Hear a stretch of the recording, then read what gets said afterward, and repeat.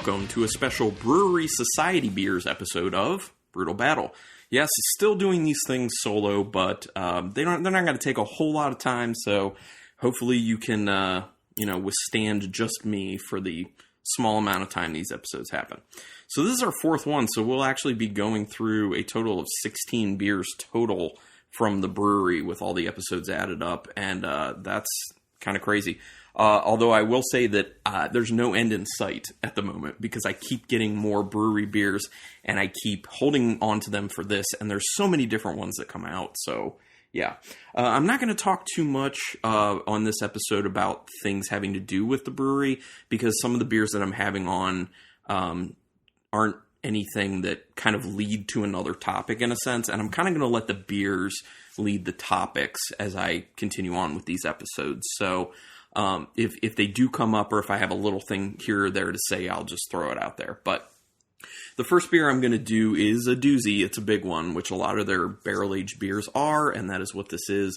It's another one of these where in one of the episodes I did a Black Tuesday, and then I did a variant of Black Tuesday, and then another one I did So Happens It's Tuesday and a variant of that. This is one where I'm doing a variant of yet another one of their bourbon barrel-aged beers, and this is their Mash and Spumoni. So their Mash is a barley wine that's bourbon barrel-aged, and they have a bunch of different versions of this. This will be my, I don't even know, like fifth or sixth version of Mash that I've had. I've had the regular Mash, I've had the Mash with coconut, Mash with vanilla, Mash and Grind, which is with coffee, and the Mash and French Toast. And I think that's all of them. And I think of all of them, what's sticking out in my mind is the Mash and French Toast as the best. That was phenomenal. And I actually happen to have some more bottles of that. So maybe that'll show up at some point during one of these episodes. So the Mash and Spumoni is, like I said, it's a doozy. It's 12.4% alcohol, but by standards of the brewery, when they're doing barrel aging, that's not all that high. You know, we talked about how the Black Tuesday is basically 20%, and even the So Happens It's Tuesday, which is the dialed back version of Black Tuesday, is like 15. So this one's 12.4. Mash and Spumoni is a bourbon barrel-aged barley wine ale with pistachios, vanilla, and tart cherries added. So, and this is from 2018, although I think it was from like mid to late 2018, so it's close to like a year old if it isn't already a year old. So let's just call it about a year old. Let's pop the top off that sucker. And sorry for the noise. I made too much. And yeah, I'm excited to check this out. So obviously, I don't know if people are aware or not what Spumoni is, but it's something I don't even think I've ever actually had Spumoni, but it's basically an ice cream that has the three different flavors. It's vanilla, it's cherry, and it's pistachio. So I don't think I've ever had it. I'm not big on pistachio. There are certain instances where I do have pistachio in things, and I really like it, but I'm not that type of person who will be like, oh, pistachio, I'll go for that. I don't seek it out. So this beer actually, it could come together very well for me, or it could come together not all that well for me, because another thing is cherries in things I'm also not all that big on. So we'll just have to see how I feel about this one. And this is relatively cold, so we'll see what it's like. Oh, what does it look like? It looks very, very murky. All the mashes look like this. You can't see through them. They kind of look unfiltered because they're kind of hazy, but they're like a light brown. You know, you would look at it and think barley wine. When I smell it, I definitely get a lot of bourbon jumping out of the glass immediately. It doesn't smell crazy alcoholic. I mean, at 12.4%, I would think that the alcohol would jump out a little bit faster and more aggressively when I'm smelling it, but it's not. Yeah, I smell a lot of bourbon. It's like caramelly, vanilla-y. Well, and I guess there is vanilla in it, so the vanilla might be mixing in with that bourbon smell.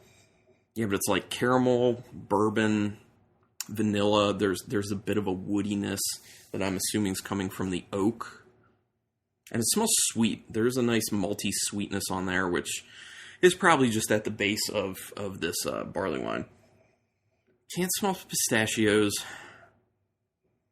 If I really reach for it, I feel like I can get a little bit of a tartness in the nose from the cherries, but that's because I know it's in there.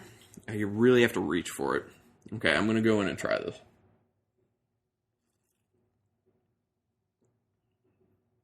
I can taste the cherry. I can definitely taste the cherry. The cherry kind of, okay, so there's the malty sweetness of the barley wine that hits me first, with the vanilla, the caramel, that kind of oakiness, and then it quickly goes to the tart cherry. And the tart cherry is very present, and it lingers for a long time on my palate. I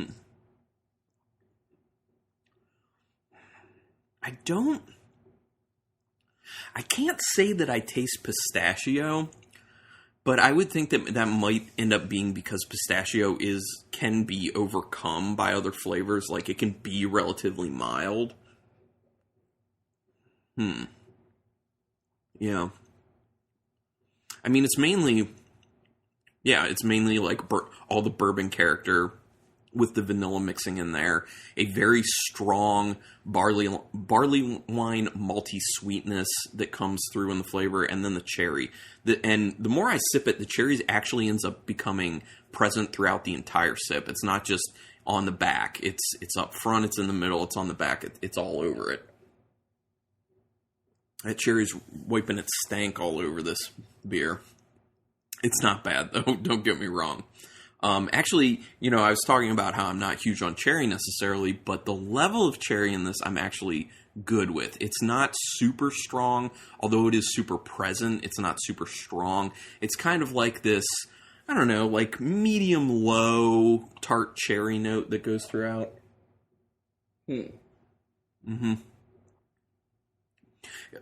It's pretty smooth. It's a lot smoother than I kind of thought it would be for like a 12.4%. It does finish, though, with a bitterness that I wasn't expecting, which I assume might be from the alcohol. I don't know. It's kind of weird. It's weird because it almost tastes like a tannic bitterness, like from wood, which, I don't know. Maybe that's where it's coming from. Okay, I'm rinsing my glass here. So we can move on to number 2. So I would say overall, just a quick recap. I would say overall, the Mash and Spumoni, if you like barley wine, if you like the bourbon aging of barley wines, and you like some tart cherry mixed in there, not like a high level, but like I said, like a medium-low level, you should really like this beer.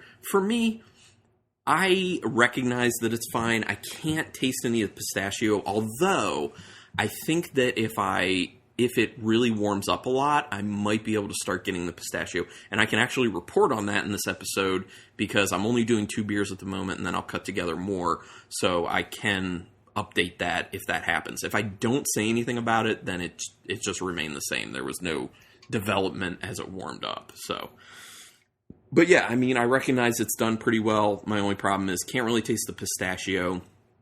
And I'm just not huge on cherries, so that's just what it is. All right, next one I'm going to be doing is not barrel-aged, but it is a relatively high ABV. It is called Icky Thump, and it is an imperial stout with coffee, and it is 11% alcohol. This one is done in collaboration with Tugboat Coffee and Microphone Brewing, which it doesn't say where Microphone Brewing's out of, but I think they're out of Chicago area, if I'm not mistaken. So yeah, Microphone and Tugboat. I really like some coffee beers, so really interested to see how this is. I think I've only ever had coffee barrel-aged beers from the brewery, so this will be my first time, I think, having a non-barrel-aged beer with coffee in it. Although it's kind of crazy that it's not barrel-aged and it's still 11%. But, that's par for the course with the brewery, I think. All right, opening this. It's a 16-ounce can. By the way, the Mash and Spumoni was in a 750 milliliter bottle. The Icky Thump is in a 16-ounce can. As you can hear me cracking it. Pour a little bit in. And I think, if I'm not mistaken, I think this is one of the beers where it was early access for people in the Reserve Society, Hoarder Society, and potentially Preservation Society. That is something that they do with some of their beers where it's not just going to be an exclusive to society members, but they get early access to buy as much as they want first, and then it gets released to the public. And I believe that this Icky Thump was one of those types of beers. So, it looks like an imperial stout. It looks very, very dark, brown around the edges. It has a, when I swirl it up and it gets a head to it, it's a mixture of very small bubbles and some larger ones. It's a really cool, nice-looking head. It looks kind of, it reminds me of espresso. It really does, because it's a pretty dark brown head, and it looks really kind of creamy, actually. All right, I'm going to smell it. Whoa. Oh my gosh, that coffee, woo, that coffee, woo, man, in a good way. That coffee jumps right into my nose. It's very much like this is what you smell when you wake up in the morning and someone already started the coffee pot. It is a green coffee. It doesn't smell super roasted. It's a very young green coffee, which I really enjoy that smell in beers. Oh my gosh, that's such a good smell. That coffee smells amazing. Wow. That's almost all I smell, to be honest. There is like a slight dark chocolate that creeps up at the end of each sniff, but it is so dominated by the coffee, which is really pretty exciting for me, to be honest. I love a really nicely executed coffee beer. So let's jump into the tasting this one. I can't wait. Ooh, yeah, Okay, first of all, doesn't taste like 11%. Second of all, very creamy on the mouth, but it's also thinner in the mouth feel than I thought it would be. It's less viscous than I thought it would be at 11%, but it is creamy, and the coffee is beautiful in this. Yeah, that's really good coffee.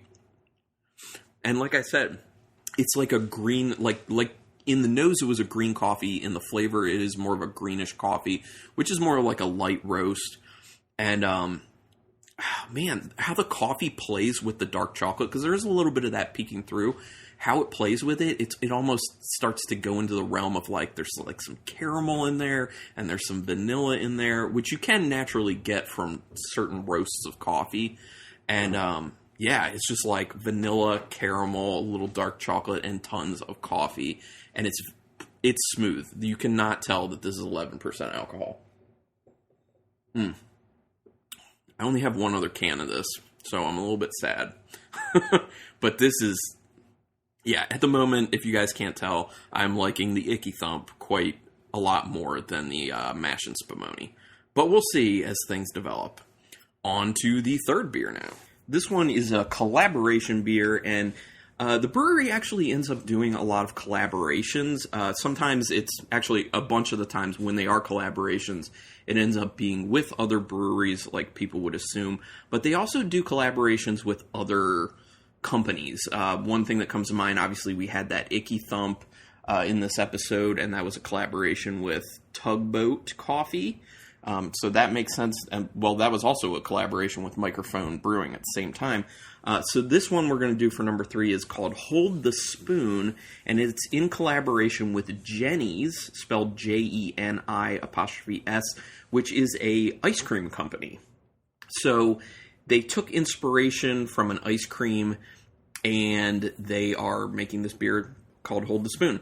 It's an imperial blonde ale brewed with lactose, cacao nibs, peanut flour, and salt added, and it is 8.8% alcohol, and this one is in a 16-ounce can. When I am able, I'm buying their beers in 16-ounce cans nowadays because it's just significantly more convenient.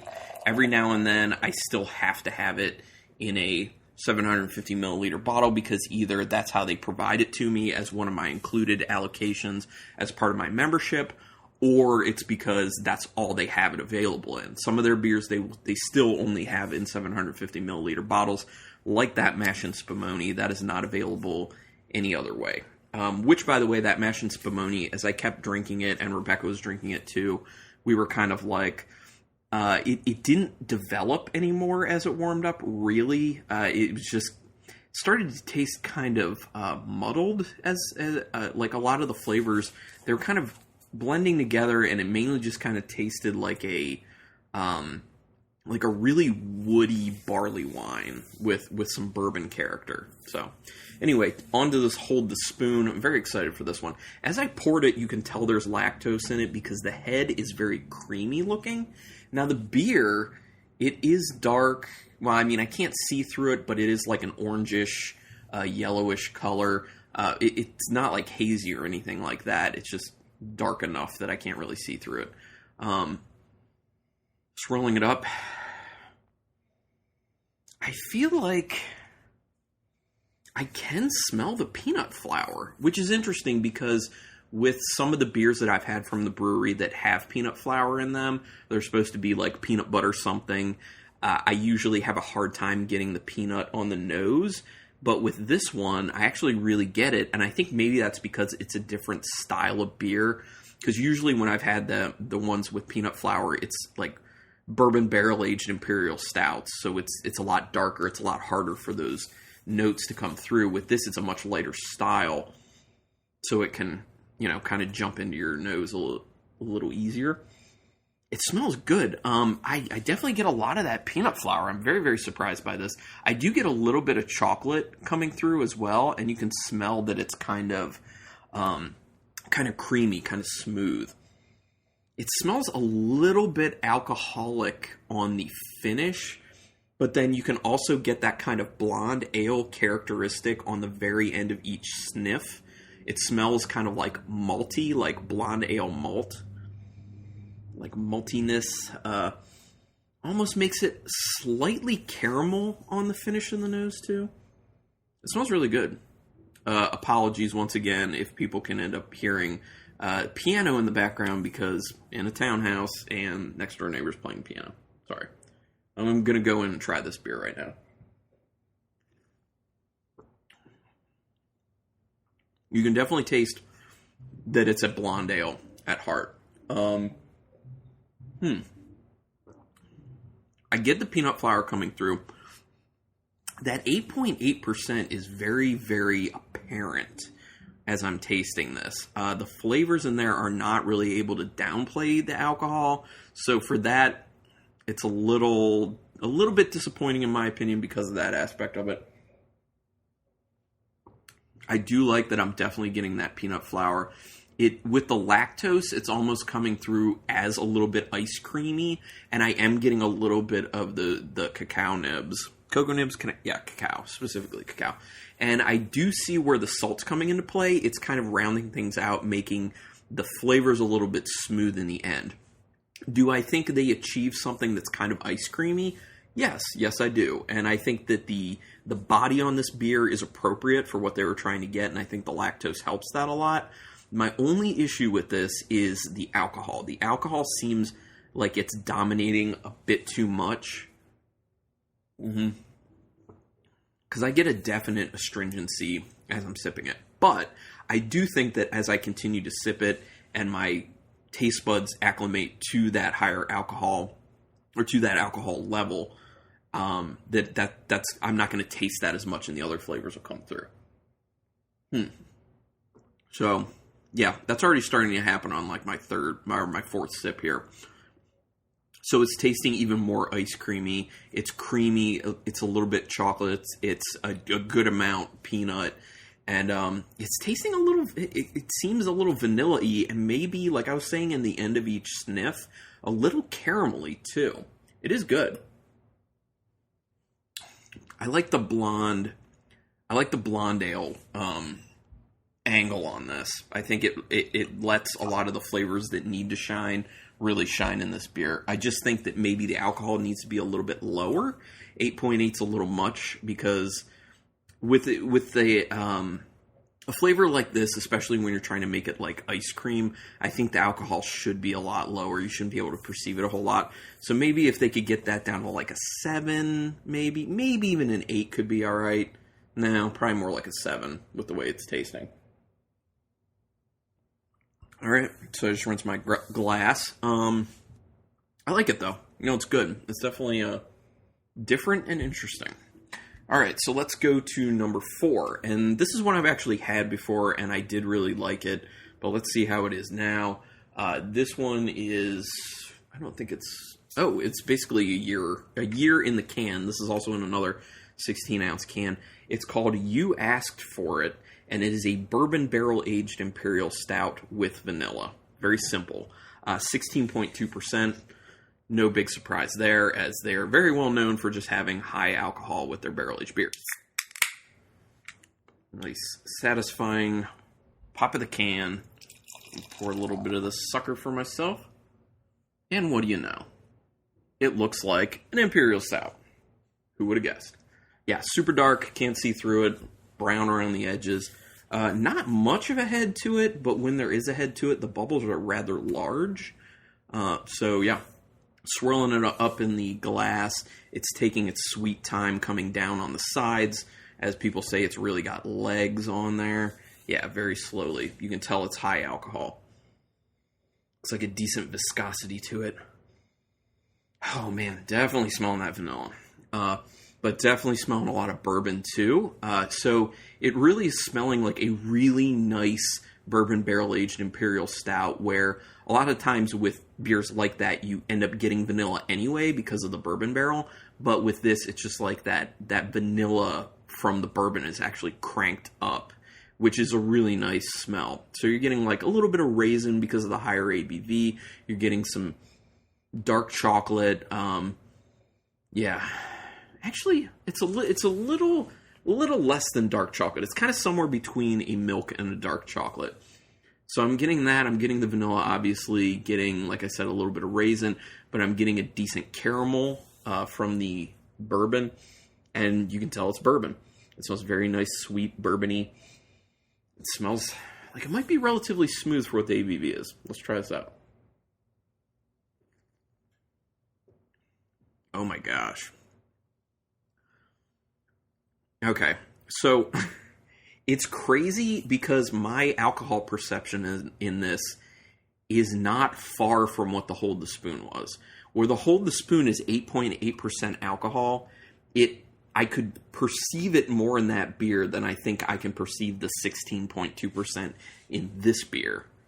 And that's crazy to me. This is dangerous, as I've said before with beers like this. At 16.2%, this can go down super simple, super easy. And I'm like tasting everything that I was smelling. The vanilla is at such a nice level. The bourbon character is really good. It's caramelly. There's a little bit of a raisin to it. You get a little bit of the actual wood from the barrel as well. That what I was talking about, like a mix between a dark chocolate and a milk chocolate, is very much present. This is a very nice beer. I like this quite a bit. As I continue to sip it, you do become more aware of the alcohol. It starts to give a little bit of like a burning tickle in the back of your throat. But when you're just tasting it, in the taste, it doesn't seem like it's that high. I mean, I would guess it at a 11, maybe. Yeah,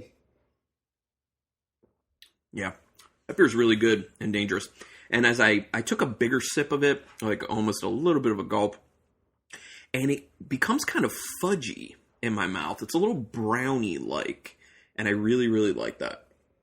That's good. Okay, so now I'm going to go ahead and put this in my main ranking that I've been doing throughout these Bruery Society beers episodes, where I'm ranking all the ones I'm doing. But I'm not going to go through the entire list, because as I go on, there's just more and more and more. I'm only going to do the top 5. So I'm going to pause and get myself together on that. But to you, it'll be like immediate. So here is the ranking for now. Number 5 is the Icky Thump, which was in this episode. And I have that just ahead of the You Asked For It. The You Asked For It is really good, so that's actually in the number 6 spot.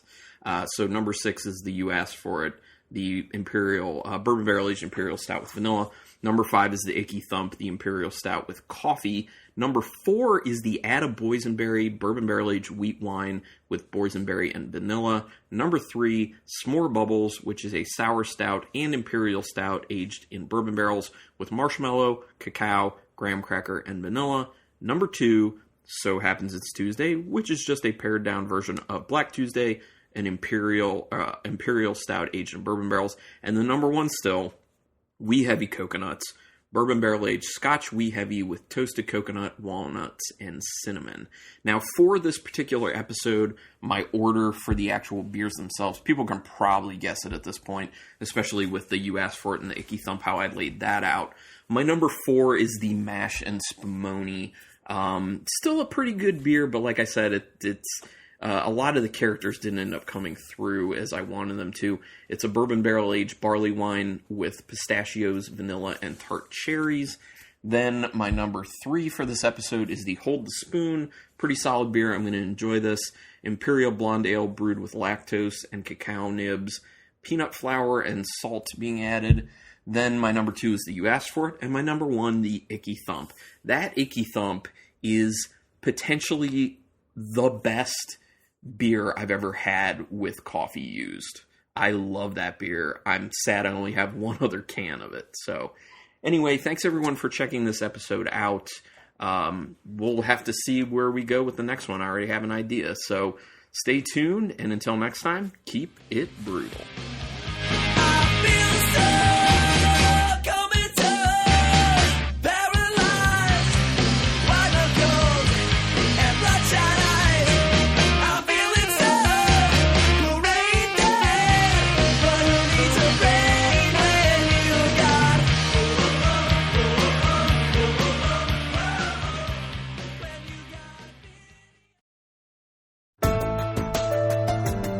This has been a Nerd Circle podcast production.